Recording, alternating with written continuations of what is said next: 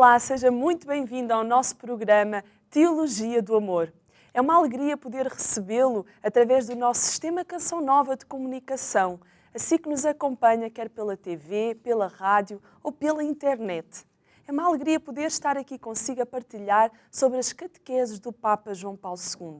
Assim que nos acompanha pela primeira vez, este programa debruça-se exatamente sobre essas catequeses que o Papa João Paulo II nos deixou sobre a teologia do corpo.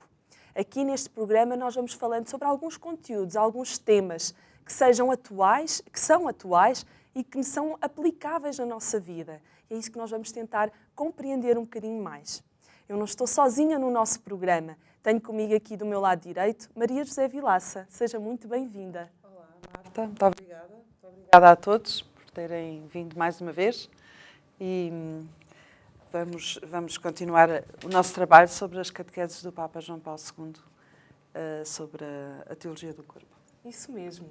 E temos também aqui do nosso lado, do meu lado esquerdo, o Padre Miguel. Seja muito bem-vindo, Padre. Muito obrigado, Marta, a Maria José e olá a todos também lá em casa. Espero que estejam a gostar destes nossos programas sobre a teologia do corpo do Papa João Paulo II, sobre esta história do amor de Deus na nossa vida e da maneira como ele se concretiza. O Papa hoje traz-nos um tema muito bonito acerca da vida eterna e eu acho que é importante revelarmos também este conteúdo da teologia do corpo a todos aqueles que lá em casa nos escutam e veem. Hoje vamos então começar com o nosso tema, o homem escatológico. O que é que será que isto nos quer dizer? Vamos falar sobre a ressurreição. Para isso, vamos dar início com a leitura de um breve trecho do Evangelho de São Lucas, que eu vou pedir à Maria José para nos ler. Senhora. Lucas 27. Então é Lucas 20 do versículo 27 a 40. 27 a 40, exatamente. Aproximaram-se alguns saduceus que negam a ressurreição e interrogaram-no. Mestre, Moisés prescreveu-nos que, se morrer um homem deixando a mulher, mas não tendo filhos, seu irmão casará com a viúva, para dar descendência ao irmão. Ora, havia 7 irmãos. O primeiro casou-se e morreu sem filhos. O segundo, depois o terceiro, casaram com a viúva. E o mesmo sucedeu aos 7, que morreram sem deixar filhos. Finalmente morreu também a mulher. Ora bem, na ressurreição, a qual deles pertencerá à mulher, uma vez que os 7 a tiveram por esposa? Jesus respondeu-lhes: Nesta vida, os homens e as mulheres casam-se, mas aqueles que forem julgados dignos da vida futura e da ressurreição dos mortos, não se casam, sejam homens ou mulheres, porque já não podem morrer. São semelhantes aos anjos, e sendo filhos da ressurreição, são filhos de Deus. E que os mortos ressuscitam, até Moisés o deu a entender no episódio da sarça, quando chama ao Senhor o Deus de Abraão, o Deus de Jacó e o Deus de Isaque. Ora, Deus não é Deus de mortos, mas de vivos, pois para Ele todos estão vivos. Tomando então a palavra, alguns doutores da lei disseram: Mestre, falaste bem. E já não se atreviam a interrogá-lo sobre mais nada. Obrigada, Maria José. Padre, após esta leitura, que comentário podemos fazer sobre a ressurreição dos mortos? Muito bem. Depois de tudo aquilo que já falámos, é bom situarmos agora de novo e pensar ao longo das catequeses o que é que estamos, em que ponto é que estamos. O Papa João Paulo II, na edição que ele pensou e que depois também comunicou a Michael Waldstein, que é o autor das catequeses em inglês, o tradutor das catequeses para inglês, vamos dizer assim, mais corretamente, ele falou que, o Papa falou ao Michael Waldstein dizendo que existiam 2 blocos. Dentro dos 6 ciclos, existem 2 blocos. O primeiro bloco são os 3 primeiros ciclos. Ou seja, sobre o princípio, desde o princípio, depois também, quando Jesus fala ao coração, o apelo ao coração de Jesus, e este último que fala sobre a ressurreição. Ou seja, é basicamente a teologia clássica sobre a protologia, aquilo que Deus deseja do homem, a soteriologia, como é que Deus salva o homem, e a escatologia, o que é que Deus deseja, em última análise, para o homem. E, portanto, utilizando este esquema clássico da teologia, ele faz com a teologia do corpo um processo. E esta catequese entra neste último bloco, que vai das catequeses 64 a 72. Dentro deste último bloco, então, o Papa fala sobre, a partir das palavras de Jesus, aliás, como fez em relação às outras, não é? No princípio também é um apelo de Jesus, depois o apelo ao coração também é com palavras de Jesus, e aqui, também com palavras de Jesus, ele faz com que o nosso coração se volte sobre aquilo que há de ser a nossa vida futura. E neste apelo que Jesus tem dos saduceus, que eram um grupo dentro dos judeus que não, dentro do povo hebraico, que não acreditava na vida eterna, ele dá-lhes uma volta. Ou seja, eles dizem, se isto é assim, como é que vai ser na vida eterna? Não é? Ele diz, isto é assim, mas é para aqui. No céu não é assim. No céu não se dão nem se recebem em casamento. Não é? Por isso, vivem uma vida diferente. E entender isso, para nós, é muito importante, porque muitas vezes julgamos a nossa vida do dia-a-dia apenas pensando nas realidades deste mundo e não naquilo que Deus deseja para elas de uma forma última. Não é? Sim, posterior. Ou seja, gerimos a nossa vida apenas pensando que esta é a última realidade. Enfim, quando morrermos.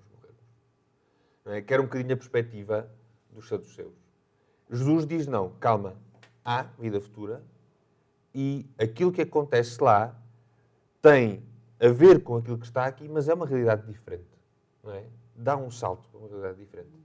E é a primeira, esta é a primeira, até parece mesmo na primeira catequese, na 64, esta indicação deste texto, no sentido de perceber o que é que fica por dizer da vida futura e que Jesus já começa a falar e que para nós, cristãos, é essencial perceber que ela existe, mas que é diferente. Que o sentido esponsal que existe aqui, lá existe de uma maneira diferente. É com o próprio Deus. Aliás, nós também percebemos que na nossa existência, a vida esponsal é, de certa forma, eu não quero estar a reduzir, mas repreenda-me se eu estiver mal, mas não é... A vida futura não é de acordo com estes critérios daqui. É já uma vida diferente. Mas já pode prosseguir, porque eu estou baralhar-me agora aqui um bocadinho. Não, estava-me a lembrar do... Porque é que acho que é São Paulo que diz que a caridade é que ficará para sempre. A caridade de todas é a maior. E é por isto, porque quer dizer, no fim já não há necessidade de ter fé nem de ter esperança, porque já estamos lá, não é? Mas a caridade ficará para sempre, porque estaremos sempre em comunhão com Deus. Portanto, e é nesse sentido que o sentido esponsal se realiza plenamente na comunhão de Deus. E a comunhão de Deus é a comunhão com todos os que estão na comunhão de Deus, não é? Portanto, não há necessidade de haver sinais, porque estamos diante do facto. Exatamente. Não é? E é o amor. Exato. É a caridade. Pegando também no Evangelho que acabámos de ler, há uma parte que diz: aqueles que forem julgados dignos da vida futura e da ressurreição dos mortos, não se casam, sejam homens ou mulheres, porque já não podem morrer. São semelhantes aos anjos e, sendo filhos da ressurreição, são filhos de Deus. O que é que nós podemos retirar desta passagem, Maria José? Podemos tirar muitas coisas. Há uma que que me ocorre desde já, porque há imensa confusão com isto, que é esta coisa do... São semelhantes aos anjos. E há muita gente que acha que quando morrermos, ficamos assim uma espécie de anjos. Anjinhos. Anjinhos. Com asinhas. Exato. E não é bem essa a coisa, não é? A ideia não é essa. De facto, nós continuaremos a ser sempre pessoas e não passamos a ser anjos. Eu penso que aqui, quando diz são semelhantes aos anjos, quer dizer que já não podem morrer. Não é? Portanto, é justamente isto, é a promessa da vida eterna. E, portanto, não entramos num estado de vida diferente, mas continuamos a ser a pessoa que somos. Homem ou mulher, na mesma.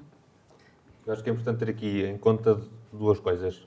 Em primeiro lugar, a morte e o estado imediato em que a separação do corpo e da alma, e da alma que é sustida até ao dia da ressurreição, e depois o mistério mesmo da ressurreição final. Não é? Porque é importante para nós perceber que este ser semelhantes aos anjos, estamos a falar, apesar de tudo, já na ressurreição final. Ou seja, Jesus não está a falar dos estados intermédios até lá.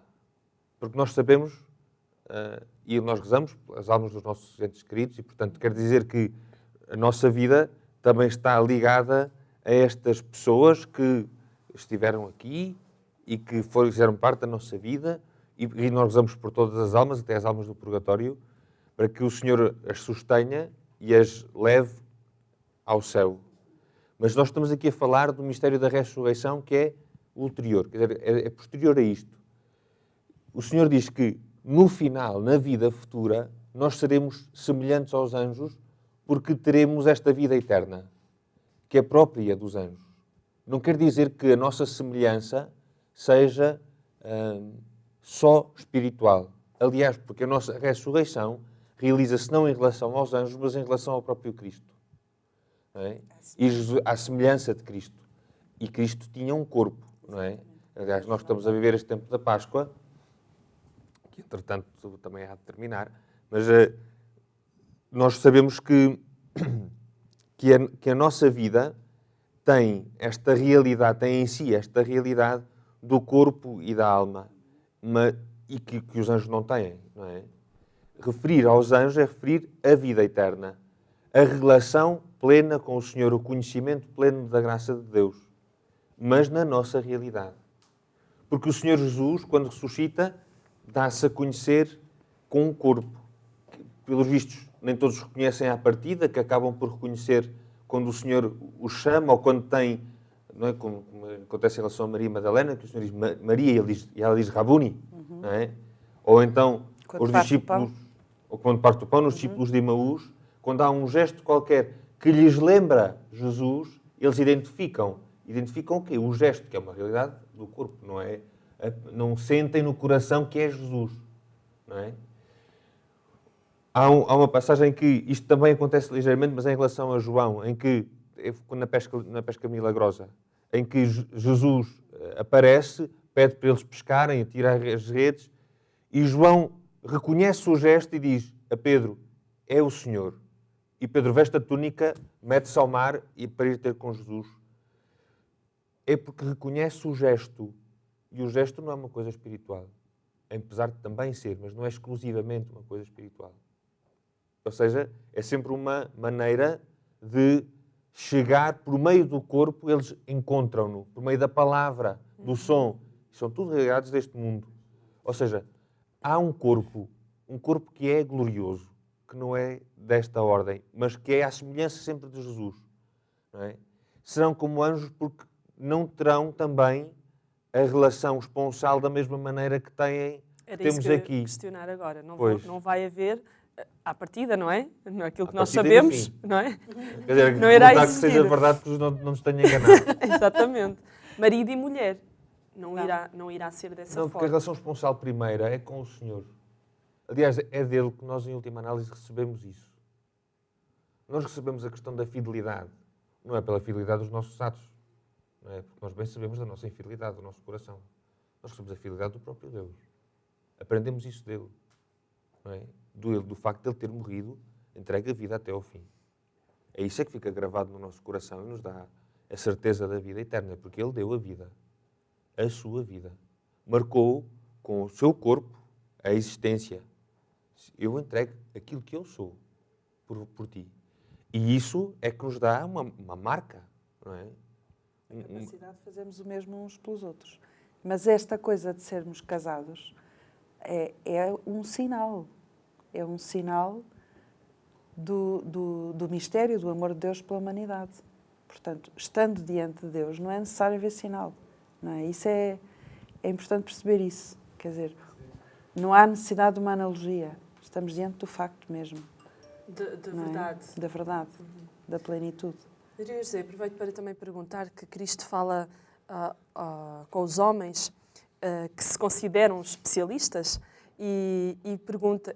Aliás, Jesus diz que eles cometem 2 erros de análise. Que erros são esses?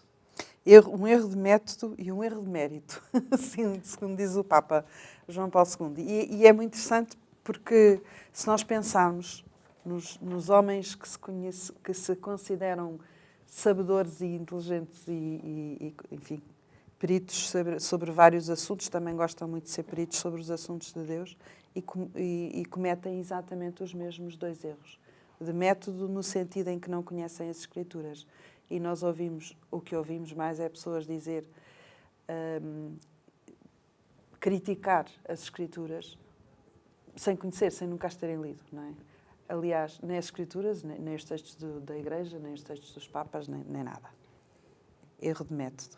E o erro de mérito é não reconhecer o poder de Deus. O que também é uma coisa comum, não é? Quando nós criticamos, quando nós fazemos uma avaliação, um juízo das coisas, não estamos a ter em conta o poder de Deus na nossa vida. Estamos a ter em conta apenas a nossa capacidade. Muitas vezes acontece isso. Eu agora estava-me a lembrar de uma pessoa que eu conheço que faz muito esta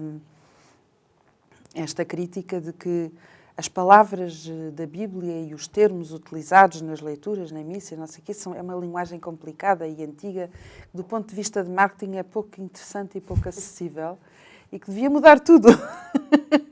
Até porque, bem, também quem diz isto provavelmente não acredita na verdade da palavra, não acredita Nem a na conhece, palavra. provavelmente. Mas basicamente não a conhece, não é? Basicamente não conhece as Escrituras. E, portanto, não reconhece nas próprias Escrituras a vida de Deus, não é? Que é uma coisa belíssima e é nós percebermos como estas palavras todas são uma vida, não é? Quando se fala deste erro de método em relação às Escrituras, não se está a falar apenas do conhecer, do saber que existe. É falta de experiência. Aquela palavra que é lida não lhe diz absolutamente nada. Por isso eles não percebem, não entendem com o coração aquela palavra. E por isso justificam, como aquela palavra não lhes é demonstrada como uma palavra que tem poder. Ou seja, estes 2 erros são muito ligados um ao outro, não é? Porque como aquela palavra não lhes diz nada, não se torna realidade na vida deles, eles não conseguem dizer mais nada, senão isto não faz muito sentido. A teoria. É só não uma a teoria. colocam na prática. Sim. Não a recebem, não a acolhem. Porque eles até podem tentar pôr na prática, mas é ao ritmo deles, justificados por eles e não pelo poder que a palavra tem de se cumprir. Como uma imposição e não como algo que brota de dentro. Brota de dentro, mas com o poder de Deus. Estou a referir a eles. Sim. Eles não o fazem dessa forma. Sim, nós vemos nos Atos dos Apóstolos que a palavra de Deus ia crescendo. Aparece muitas vezes esta expressão. A palavra de Deus vai crescendo. Porque vai o quê? Vai tocando as pessoas e as pessoas vão percebendo que aquela palavra tem poder para se cumprir. E eles não percebem isso, não é? Os pessoas não percebem isso, que aquela palavra, não é? Porquê? Porque a ressurreição não é uma realidade nova.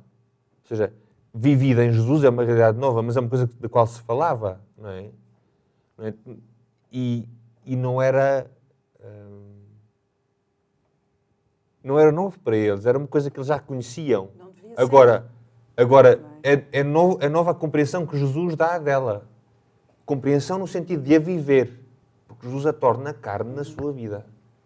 Mas, no fundo, o que os saduceus fizeram foi criar as suas próprias hipóteses e criar a sua própria teoria acerca de Deus, não é? Em vez de observarem a realidade que lhes era dada através das Escrituras, que foram falando das coisas, não é? Até ao cumprimento da promessa final que Aliás, fez. é isso que as pessoas fazem hoje, não é? Que é isso que as pessoas fazem hoje. Quer dizer, E isso é que é giro perceber, é que isto não é uma coisa dos saduceus, é uma coisa nossa, Atual. atual. porque Não é? a ressurreição de Jesus é um problema muito grave. Porque, a sério, porque ou é uma grande mentira, não é? Que nos pregaram, ou é a maior maravilha do mundo, não é? E justificar isto é uma coisa, é uma tentação, não é? E muitas vezes fazemos até reduções daquilo que é a ressurreição para tentar compreender, para tentar colocar a ressurreição ao nosso nível, como se isso fosse possível. Enfim, Jesus ressuscitou, mas foi de uma maneira espiritual, para ver se a coisa dá. Não. Quer dizer, é outra coisa. Aproveito para lhe perguntar, Padre, o que é que significa esse termo de ressurreição? Voltar à vida em Deus. Mas a vida toda. Fazer a ressurreição que acontece em Jesus é fruto do poder do próprio Deus, do próprio Pai, que faz ressuscitar aquele que ama, não é? E que lhe dá uma vida capaz de trazer à vida com ele, capaz de ser caminho para outros, para nós. A ressurreição de Jesus é, como eu disse, o maior mistério da nossa vida, da nossa existência. Porque é o lugar onde o homem pode voltar a encontrar-se consigo e com o próprio Deus. Definitivamente. Não é? Porquê? Porque Jesus não... Porque se tivesse sido uma coisa espiritual, a ressurreição de Jesus, eu dava-me por contente se já fosse melhorzinho. Não é? Não, a ressurreição de Jesus é uma coisa para mim todo. Para aquilo que eu sou, no todo que eu sou. No meu corpo e no meu espírito. E é isso, essa completude é que faz com que eu olhe para a ressurreição não como uma coisa que me faz ser melhor, mas uma realidade que me envolve e que me lança no céu. Não é? E esta posição é uma coisa... A mim o que me fascina mais é a unidade. É justamente, quer dizer, é o todo. É ser uma ressurreição em espírito e em corpo. É uma nova dimensão do corpo, uma nova forma do corpo estar livre, submetido ao espírito, não é? Mas porque a gente pensa, Deus, sendo Deus, podia ter ressuscitado só espiritualmente, digamos. Mas isso não fazia sentido nenhum, não é? Porque é próprio de Deus ter um corpo. E isso faz-nos ter a noção de que... Da importância do corpo. Exatamente. E na ressurreição nós vamos ter esse corpo. Exatamente. Sabemos que é um corpo diferente, mas sabemos que é um corpo. Ou seja, que vai implicar que a nossa vida futura no céu vai implicar relação. Relação num sentido novo, mas relação. Exato. E isso é muito bom. E interessante ver que essa relação não termina. Sim. Maria José, a perfeição escatológica e a felicidade do homem podem entender-se como um estado de alma sozinha? Enfim, tanto quanto eu consigo responder, vamos lá ver. Neste sentido de separada do corpo, não é? É isso que... Sim. Eu acho que a ideia é justamente o contrário, é justamente a ideia da integração, não é? Da alma e do corpo totalmente integrados. E isso é que... enfim, isso é isso que se refere à ressurreição, não é? A plenitude da integração, não haver mais divisões, não haver mais... Não é? Era isso que estávamos a falar aqui, não é? Se não é uma ressurreição espiritual, não é a alma ficar separada do corpo, é a plenitude da integração total, da unidade total. O próprio Cristo foi assim que ressuscitou. Exatamente, como aconteceu com o próprio Cristo. E aqui a questão é também perceber que não é apenas, nunca é para ficar sozinho, nunca. É sempre para haver relação, sempre para haver um relacionamento intenso com Deus, sempre. Ou seja, com Deus e com os outros. Porque eu já não me lembro qual é, eu acho que é o Salmo 22, que é aquele que começa com meu Deus, porque me abandonaste. Ou é o Salmo 22 ou é Isaías 53, que fala do servo sofredor. Que diz, Isaías, desculpa, tu disse? Servo sofredor é Isaías. Isaías, o que é que eu tinha dito? Salmo 22. 22. Não, é Salmo 22 ou é Isaías, o 53, que diz que eu louvarei, o servo louvará o Senhor no meio da Assembleia. O homem ressuscitado é aquele que louva a Deus no meio da Assembleia. Ou seja, que louva o Senhor não sozinho, mas com todos aqueles que amam o Senhor. Não é? E que estão na unidade. Sim, sim. É uma unidade não só consigo mesmo, como falava a Maria José, mas uma unidade que não pode deixar de ser também com os outros. Era só esta nuance que eu queria. Padre, o grau de espiritualização próprio do homem escatológico tem a sua fonte em quê? A sua fonte última é no amor do Senhor. Esta espiritualização é esta unidade que falava a Maria José. Ou seja, de viver em comunhão com aquilo que eu sou e aquilo que Deus quer para mim e aquilo que o próprio Deus é. E ela só se alcança, esta plenitude da felicidade, só se alcança nessa unidade. E é daí que vem. Porque desde o princípio, e estamos a acabar agora esta parte deste ciclo, não é? Este ciclo, e com este ciclo esta parte, esta primeira parte. Desde o princípio que Deus diz que é para a comunhão, não é? Para a unidade. Não é? E há de ser assim, foi no princípio, foi na maneira como Deus nos revelou o seu amor e há de ser no fim. O grau de espiritualização é cada vez maior quanto maior é a minha intimidade, interioridade e unidade com o Senhor. Que é isso que me garante a minha unidade interior. E podemos dizer que quando nós comungamos, estamos a entrar nessa unidade, como o Padre estava a dizer. Se não estivermos em pecado, estamos. Pequenino grande pormenor. Pois. Não é? Sim, porque senão estamos a afundar a nossa separação. Mas acreditando que estamos, sim, não é? Claro, é essa, claro. Vamos dizer, cá na Terra, é a nossa maior comunhão com Cristo. É. Há outros sinais, o matrimónio é logo a seguir um dos maiores, mas esse é o de maior, é o que nos mais une a Deus e ao desejo que Ele tem da nossa existência, da nossa vida. Mesmo em relação ao matrimónio, fica muito além. Quer dizer, em termos de união com alguém, não há nada que seja tão profundo, nem tão... como a Eucaristia, não é? A comunhão, porque Ele desfaz-se dentro de nós, torna-se parte de nós, não é? Que é uma coisa que não é possível acontecer em nenhuma outra relação, não é? É muito curioso isso. Está a dizer que é... E para terminar, porque penso que estamos a ficar com pouco tempo, mas não deixa nunca de ser muito belo isto de que a maior intimidade dá-se por meio do meu corpo, quando o corpo de Jesus se une ao meu, não é? Eu vi um padre que dizia, meio a brincar, meio a sério, eu tenho no meu sangue o sangue de Jesus, porque eu comungo ele e eu absorvo Cristo. Não é? Coisa meio biológica, meio espiritual, mas é verdade, de certa forma é isso, quer dizer, que acontece. Eu, ao comungar Jesus, eu faço o próprio, ele entra dentro de mim, não é? E faz-me viver a sua intimidade. Há uma união de corpo e há uma união de espírito. Também é aí, o que é curioso, o que é muito bonito, porque é muito verdadeiro. Não é? Sem dúvida, especial. Bem, estamos a terminar o nosso programa. Quero pedir que digam uma última palavra, algo que gostariam de ter dito e que não pôde ser dito ainda, não é? Maria José.